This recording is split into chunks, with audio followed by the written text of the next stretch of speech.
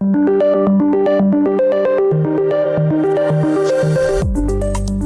is the Brave New Coin Crypto Conversation, hosted by Andy Pickering. Hi everyone, Andy Pickering here. I'm your host and welcome to the Crypto Conversation, a Brave New Coin podcast where we talk to the people building the future in the Bitcoin, blockchain and cryptocurrency space. Hey team, we have a new sponsor here at the Crypto Conversation, BitGet, one of the world's leading copy trading cryptocurrency exchanges. Yes, indeed. What happens if you've got the funds to invest, but you don't have the time to keep track of the market? You still want to make smart money moves. What do you do? Well, copy trading is a popular choice for beginner traders. You can shorten your learning curve by uncovering tips and strategies from more experienced traders. BitGet's copy trading platform has over 80,000 elite traders to choose from and 380,000 followers just like yourself who are already using the BitGet copy trading platform as a potential passive income stream. All it takes is one click. You can subscribe to an elite, profitable strategist, set your limits, automate your orders, and monitor their trades. I've got some links in the show notes below. One link will take you through to the BitGet sign-up page, give you a VIP discount. So learn all about it for yourself thanks to BitGet. And now it is on with the show.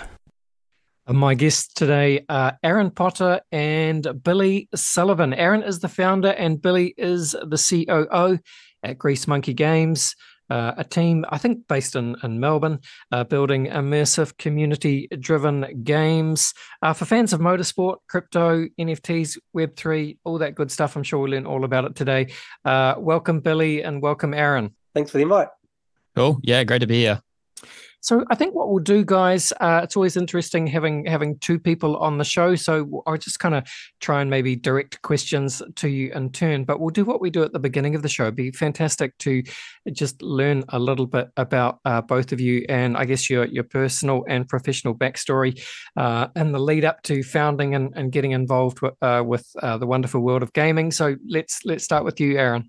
Sure. So how I ended up in gaming? It goes kind of pretty far back. I come from a visual effects background, and I used to do commercials and movies and things like that. So, back in my 20s, and even before that, I kind of did some graphic design and print. But then, games came about 12, 14 years ago. I started making games with my brother, and together with my visual effects service work, it's kind of led us into making motorsport games, and I haven't looked back really. I love making games. It's very hard, extremely difficult, and time consuming, but a lot of fun. Yeah, absolutely. All right, thank you, Arran and Billy. Yeah, for me as well, it kind of goes back quite a while. I've been at Grease Monkey Games for coming up to 9 years, but I've been making games since I was about like 9 or 10, actually. Discovered that you could choose your own adventure games in PowerPoint, and in primary school we're making kind of these little games and getting my friends to play them and that sort of a thing, and that kind of eventuated into me discovering and programming and modeling and all that good stuff, everything that kind of comes with making games, which was really interesting to me. And so once I kind of discovered games and got into games, and especially getting into working with Arran and on motorsport games, it's been a dream come true, basically. And while it is very hard, like Arran mentioned, it's very kind of fulfilling work. So great to be here talking with it about you, Andy.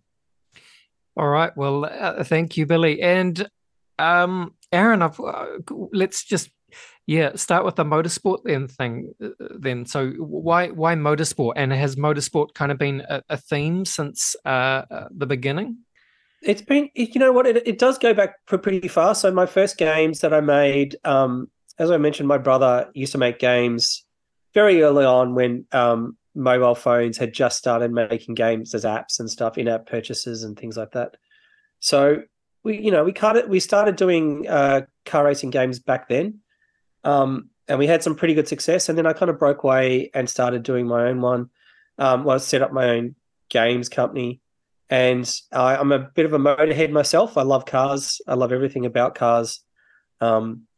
except building them. That's leaving up that to my friends. But yeah, it's a very fun kind of gaming genre to be in. It is challenging because, like, when you think of car games, you're often you're going up against quite big budgets and big studios. So how we kind of tackle it is we try and find our niche within that. So it is very niche motorsport games that we focus on, particularly drifting, which I don't think is that niche, but it is a bit of a frowned motorsport compared to the rest of the motorsports out there anyway. Yep. Yeah, I mean, drifting, I guess it has a unique subculture around the world. But you see even like seen lots of YouTube videos of some of the Formula One drivers practicing their drifting skills and so on. Absolutely. It's like everyone loves it. It's kind of like they're almost ashamed to admit it. Billy and myself go out drifting, and we've got drift cars ourselves, and it's very addictive, to be honest. It's quite intense. It's very loud, and when you're shredding tires and there's a lot of smoke, and it's just a lot of fun. It's crazy amount of fun. Yeah. And just while we're talking about, I guess, real world and real life drifting, yeah, Billy, what's the secret to a good drift car? Do you reckon? A good drift car? Oh well, rear wheel drive, I think, is a very critical. Having a hydro, an e-brake, is essentially it helps a lot. Just being able to, it's essentially an extra set of calipers on the rear wheel that separates it from the brake pedal, kind of helps lock the rear wheels up. But outside of that, I think just a good seat and a harness goes a long way to bring that kind of connection to the car. Because if you have a stock seatbelt, you're going to be rolling around everywhere, and it's hard to understand what the car's doing. So I think if there's any aspiring drifters listening, then do those things first. That's kind of what we do first, and put a roll cage in for safety. I do. I really enjoy the fact that you guys are, motorsport game developers, but also and real life drifters. So I think, Billy, you said at the beginning of the show that Grease Monkey Games, you founded it something like 9 years ago. So there must be, give us a little bit of a sense of that journey then. So obviously the gaming industry has changed a lot during that time. Of course, the idea of Web3 games, on-chain games was still wouldn't have been in existence when you founded the company. So just love to understand a little bit about, I guess, what the original vision was and how you've not necessarily pivoted, but just evolved, with the industry over that time. Yeah, I joined the company 9 years ago, but Arran founded it back in 2013. So I'll handball to you, Arran, and then I'll kind of chime in at the end around how the visions evolved. Yeah, cool. Okay, so initially we were doing a lot of service work, not game related. Well, it was interactive installations. So we were making games for large car companies, right, that were set up at like the LA Auto Show and things like that. And so in 2014, we had 4 installations at the LA Auto Show, and that was with Honda, Mazda, and Nissan. And so we were making games, making car games, but it was for other people. And then whilst we were doing that, we started making our own game on the side. And once we released it, we didn't know how it was going to go. It was really kind of just, we wanted to have some more control in our destiny and stuff. And once you move from one client to technically like millions of clients by making your own game and your own IP, which has like passive income, it just changes everything. It's like you work differently. It's a really interesting and exciting way to do business. And to be honest, I'd never want to go back to service work, even though we were very successful doing it. And if financials mean that we have to do it, we will. But I think if we're able to make our own IP, then that is kind of king. And so we started making. We made our first motorsport game. It was about burnouts, and burnouts in Australia is a very popular thing. And basically, We got like millions of downloads in our first year. We've over 40 something million downloads at the moment. It's not a crazy success when you compare it to other mobile games, but it was definitely a success for us, and it definitely helped us grow the company and make other IP titles, which is what Talk Drift, what we worked on in 2015 and 16, and then Talk Drift 2, which is what we're working on now. We've been working on that for the past 2.5 years. Yeah. Mm.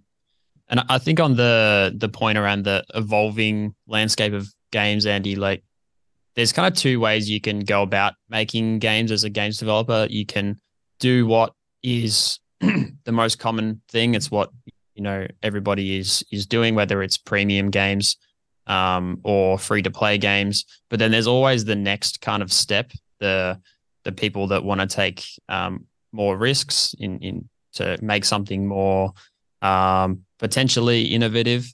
That's always how we've kind of done things at Grease Monkey Games. And so when blockchain and gaming started becoming a thing and kind of recognizing the potential, we deeply explored that in the company and what it would mean for our games, and especially a motorsport game, and decided that it's something we wanted to do because we saw the future, that was the trajectory of games is going that way. It makes a lot of sense with digital assets and people buying stuff in games like Fortnite and not being able to actually own those things. So it was kind of a no-brainer. I think there's still a ways to go in the industry around the education and the products available, but we believe it's inevitable. Yeah. And Arran, so you were you guys acquired, or are you kind of in a partnership with?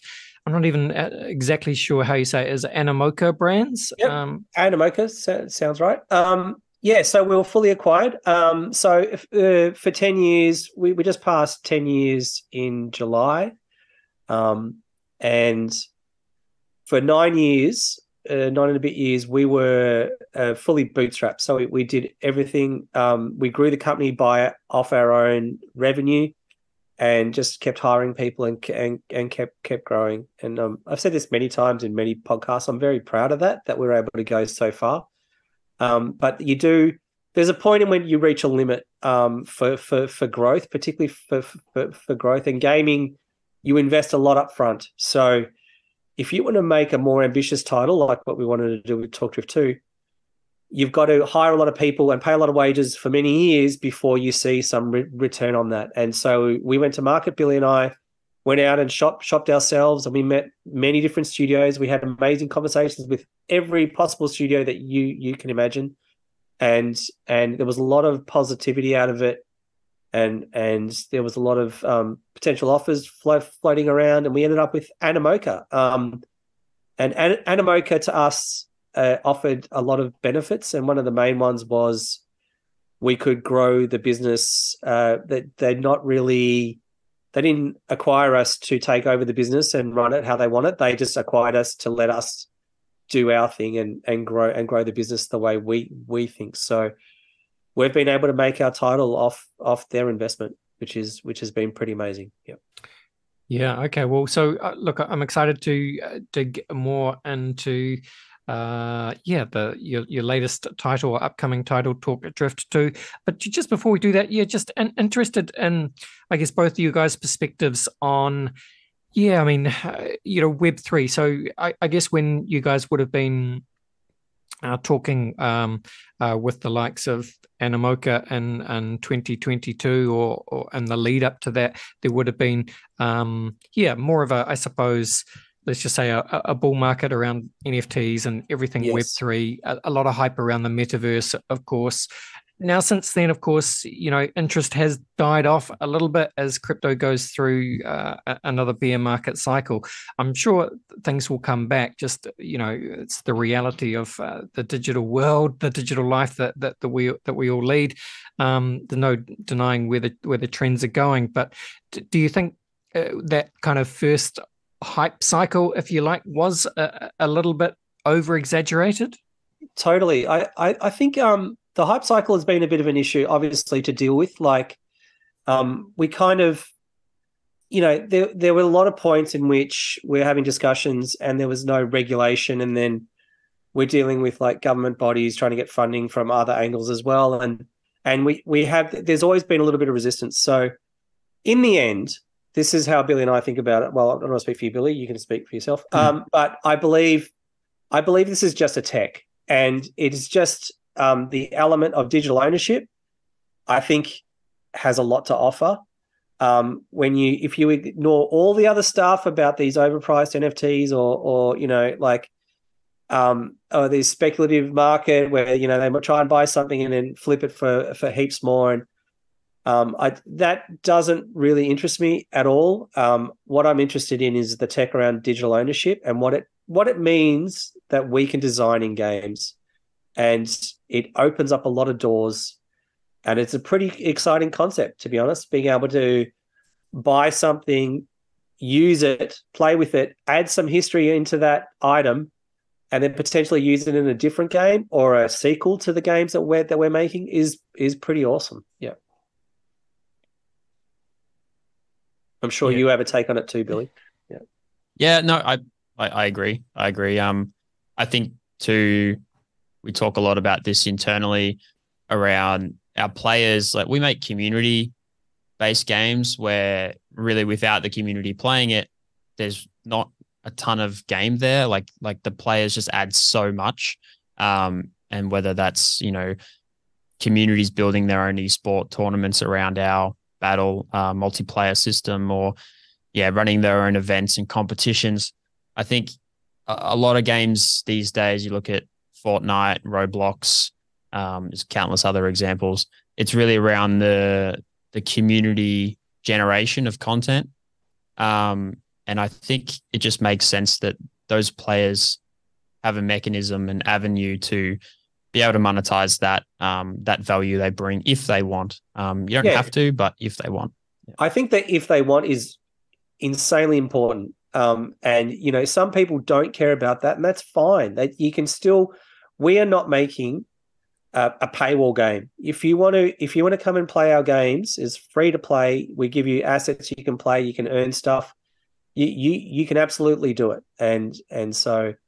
And then if you want extras, then digital assets can be added to that. But there has to be an avenue to monetize within game development, and this is the way that we're choosing to do it. Yeah.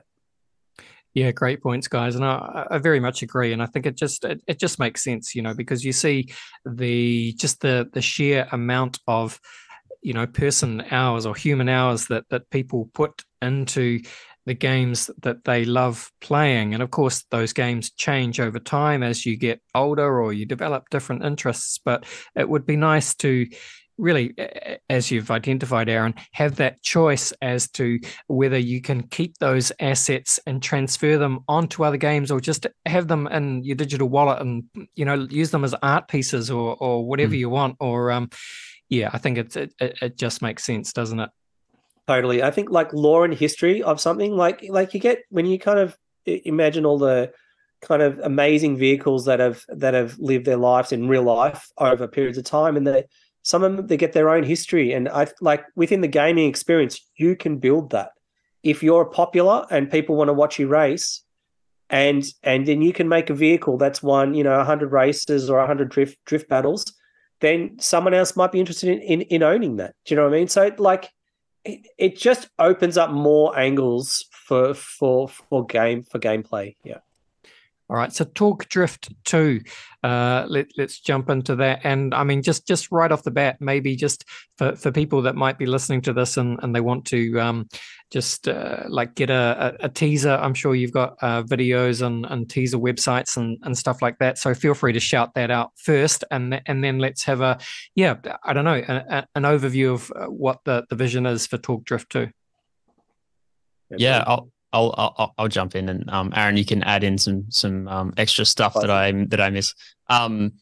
I think the new cinematic trailer for Talk Drift 2 will be out by the time this podcast comes out. So head to talkmotorsport.io, the website, or us on YouTube to see that. As Talk Drift 2 is essentially taking all our learnings from our first game Talk Drift 1, from how players engaged and played that game, and building a framework and tool set around those things to basically empower them to do more of that within the game, and fixing the things that we thought we could have done better on. The game is based in Japan, which is the home and birthplace of drifting, and it has a very strong kind of culture around motorsports and customization, which the game does as well. So you play as, you have your garage in Japan, and you progress on both the street and the pro circuit. So you can compete on the street for reputation amongst your peers, amongst the other players, or fly off to different events around the world on the pro circuit through branded events with our partners at Formula Drift, who have the largest drifting series in the world in the US and Japan. And you can compete for rank in bracketed tournaments. So that's a very high level overview, but the game focuses a lot on customization, collecting, community aspects. And jump in, Arran, if there's any major things that you want to say. No, that's pretty much it. I think that we're definitely stepping up the bar on quality. So our last two titles were mobile, first released on mobile. We did do Talk Drift 1 on PC as well, but it was using the same pipeline and generally the same assets and everything going into the PC version. With Talk Drift 2, we're really kind of making, as Billy said, making the game that we would have loved to do back then. The technology is just it's out of control. It's just amazing. We're using Unreal Engine, so Unreal Engine 5, and that Epic as a company makes such an incredible game engine, and they're always updating it and making these more impressive things. So they're taking the barriers away from what game development used to have to deal with. So just dive into a little bit of a nerdy space. On a mobile, you're quite limited with the graphics that you can push through that device. And there's so many different devices, and there was a lot of issues with that. So you've got polygon counts, which is how many verts are in each 3D mesh. Basically, those limitations are gone now. So we can put as much information in as we like. There's an amazing, it's been out for about a year now, but when they released Unreal Engine 5, they did New York City, and everything that you see in it is there's thousands of buildings, hundreds of millions of verts, and you can just zoom in and look at the most incredible detail. And basically, we're using that technology now, and as many other game companies are as well. But it really is we're really able to push the boundaries. And Billy mentioned customization, which is something we're heavily working on. We are doing extra customization over what other games are doing. So we do lots of interior customization, so changing seats, steering wheels, shifters, and we're going to be doing pedals and things like that. So there's a lot of customization and a lot of collecting kind of game, which is really aligns really well with our target market, who love that. They love styling. They're bringing their own personality in vehicles. Yeah, well, it's a crucial part of car culture, isn't it? But both that idea of collecting, which ties in perfectly, and of course, being able to customize and express the various different parts of your personality through your automobile choices. Exactly. And I'm curious then, guys, so just paint a picture in terms of, give us an idea of, because I understand that the intention is that Talk Drift 2 is a Web3 game, or there are Web3 elements to it, maybe is more accurate, but that's kind of optional as well, right? Is that the right way of explaining it? So tell us then how that works in practice. Yeah, I prefer to call it. This is a Web 2 game with Web 3 hooks. So yep. There's we're not making a Web 3 game. Let's be honest here. We have to make a game that Web 2 people will want to play. That's if Web3 wants to exist in the future, we have to make a game that is attractive and fun to the current player user base that's out there. So we are game developers. We are not Web3 company that started to make games. We're a game company that's started to support Web3. And we don't even like using the word NFT anymore because it has too many negative connotations. So it's just a digital asset. You can buy it, you can sell it, and that's pretty much the extent of it. There are other angles that we're taking on this as well. So if you happen to own a digital asset in the game, you can get a discount for a digital asset in real life. And because we sell real parts on our e-commerce website as well. So yeah, so there's a strong link between the digital and physical worlds of motorsport that we're trying to kind of lead and be innovative in. So yeah, we sell majority of the parts we have in the game, the real world licensed branded parts that we have in Talk Drift 2, we sell on our e-commerce parts store on talkmotorsport.io as well. So which lets us create really cool kind of hooks. So if someone's coming in and just finds us because they're building up their like E30 at home or their Sylvia, they can get special in-game parts or currency because they bought that real life item like to use in the games. Or if you are a current player of our games, we can reward you because a lot of our players build cars, right? They're into cars. They want to do modifications. Maybe they don't know exactly how to get into doing that. So we start with like some small interior things and like maybe some wheels, maybe some upgraded brakes. And we can kind of allow an easy entry into that by having that for sale on our website.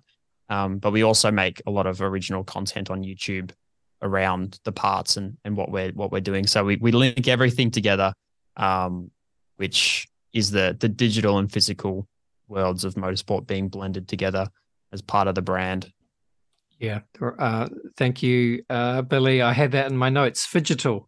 Oh yeah. Digital, yeah. But it's amazing though, like to think that, yeah, I mean, well, give us a sense then of, because obviously you have, I guess, millions of, I guess, just casual players, but then there's that kind of core, I don't know, super fan or just a super fan, real world car collector, enthusiast, a drifter, a burnout style community who obviously love the games, but you know they love the games because that is their identity in real life, and they might be like you guys are either hobbyist drifters or street racers or car enthusiasts who are taking apart Mazda RX-7s in the garage, and they can get different bits and pieces from you guys. So that must be I'm sure that's a niche, a part of the audience though.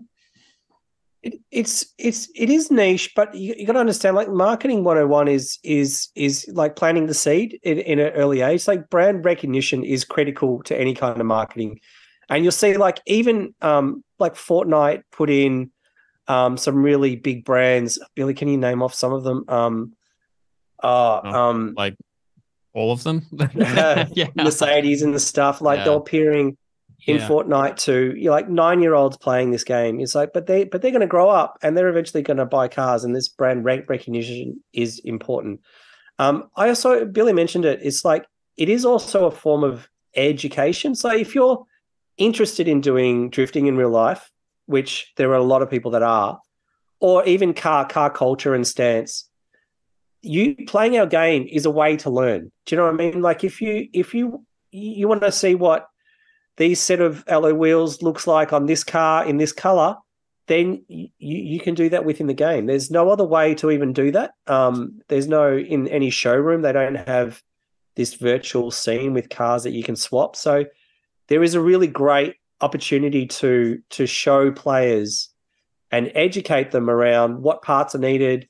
And if you tune them in the game and then you get some feedback and you get to enjoy it, then you're going to have a better connection with that brand, So I'll also add one more thing. I know I'm yammering, but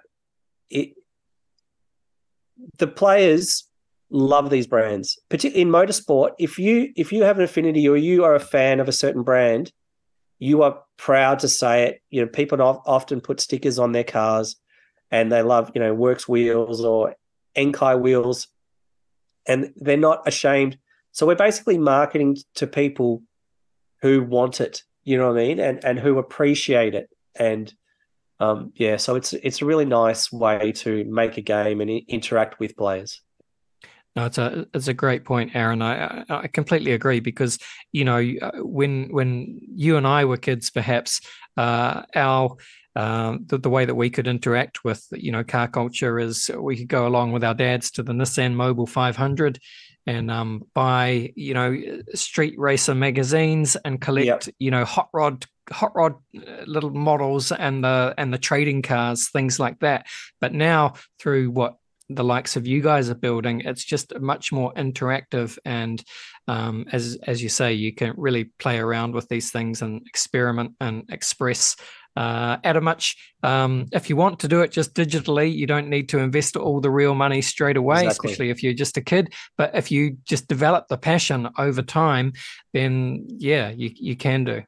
That's exactly it. And I think, like, in the end, time is money, and eyeballs has a value. So we need these players that are playing our games for, you know, half an hour at a time. That's all value that should be kind of you know, tapped into or even understood. And I think, like, we sign a lot of licensing deals, and, you know, the tables have turned a bit. Like, in the past, you used to pay brands to appear in your movie or game, and now we've kind of flipped it, where they either pay us or we do some kind of revenue share deal. But it's just really interesting that the time is like, we have these games that are full of all this interesting content and interesting brands, and it's like, well, that has a intrinsic value that needs to be understood, particularly by marketing people. Yeah. Well, and speaking of that, you guys, who are some of the brands you're working with? You're working with Nissan. Speaking of Nissan Mobile 500, perhaps showing my age with that reference. Who are you working with? But the list is very extensive. So we got Nissan, Subaru, Mazda. We just signed Ford, and we're speaking to Lambo and some other companies as well. But then as we go into parts, Mishimoto, Liberty Walk, Kansai Wheels, Mishimoto. Yeah, there's some really, like, huge brands. We've got like over 50 brands signed already. We've got hundreds and hundreds of parts. And I'd say by the end of development, or to the, like, full release, we'll have thousands of parts. And that's kind of the heavy customization angle that we're taking. So all these parts exist in real life. They have the same name. We're going to put the tuning values. If you can tune it in real life, we'll put that in the game. Sorry, I got my dog barking in the background. Hopefully you're going to hear it. It's all good. I love that. And funny that you mentioned Lambo, because, of course, you know, Lambos or Lamborghinis were, you know, kind of became a meme in the crypto community. You know, the idea being that if you could play the crypto markets right, you can, you know, buy yourself a Lambo. It's every young man and young woman's dream, I'm sure, as well. But, like, I'm guessing, as much as people still like Lambos, I'm sure everyone has their own different ideal car in your guys' world. Yeah, I think me and Aaron might even have the same ideal car. I want a 240Z Datsun. That's my 1974 or something like that. Yeah. Yeah.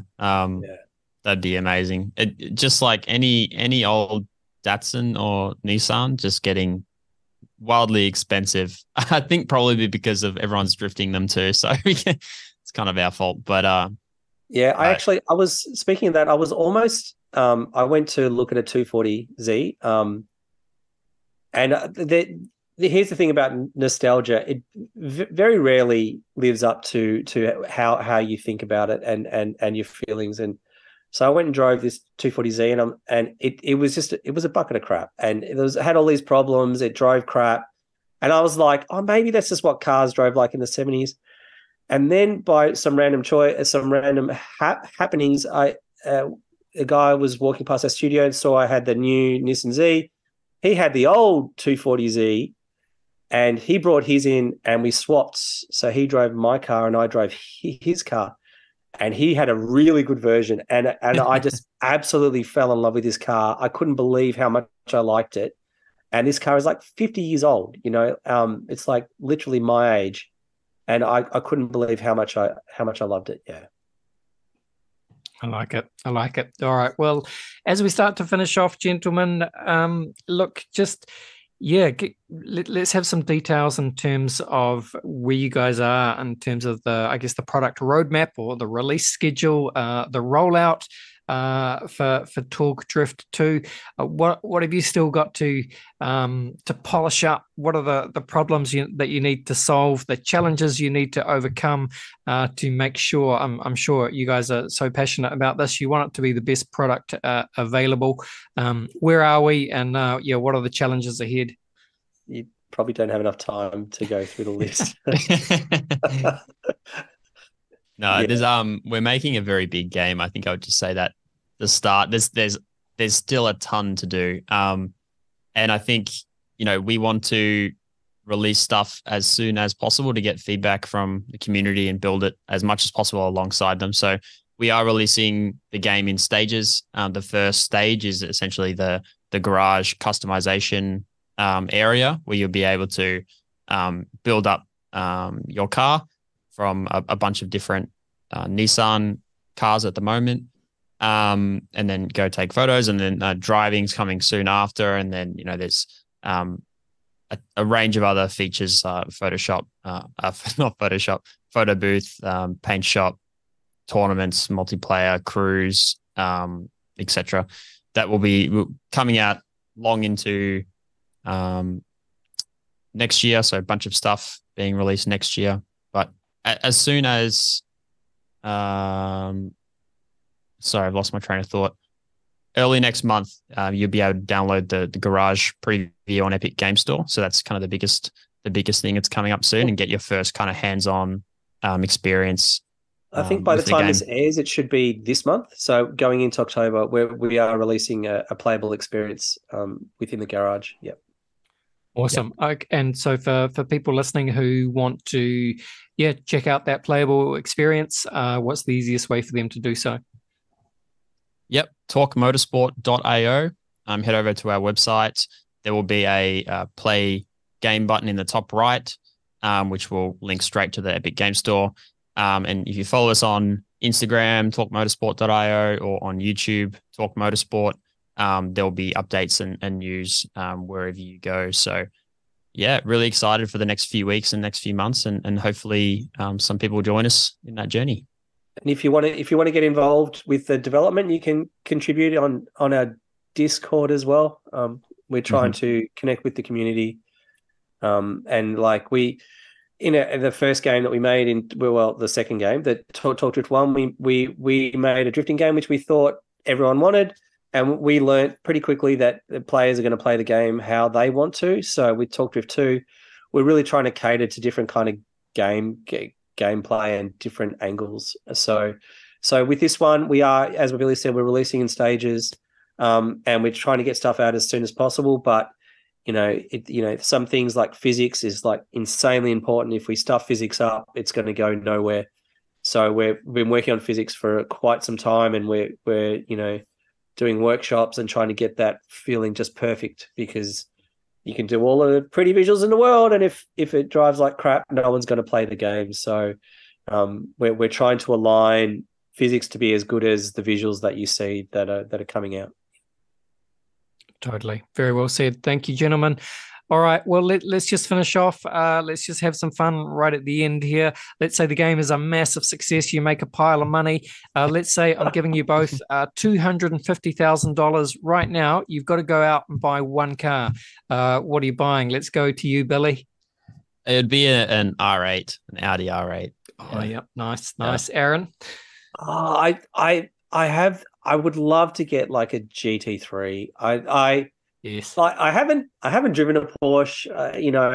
Actually, I drove a friend's one a while ago, but not a GT3 and anything remotely as new as that. But that would be quite special, or a GT4 would be pretty special as well. Yeah, can't argue with that. Audi R8 or a Porsche GT3 or GT4. I don't know what the difference is. Are they both Porsches? I guess they are. Yeah. 911s. Yeah. All right. Hey, thank you so much for coming on the show, gentlemen. Listeners, links will be in the show notes to Grease Monkey Games, Talk Drift 2, all those websites that the guys were talking about. So go watch the trailer, all that good stuff. Thank you so much, guys. All the best, and bye for now. Thanks, Andy. It's been fun. Look, we'd all like to say we're pro traders, but the reality is we're probably not.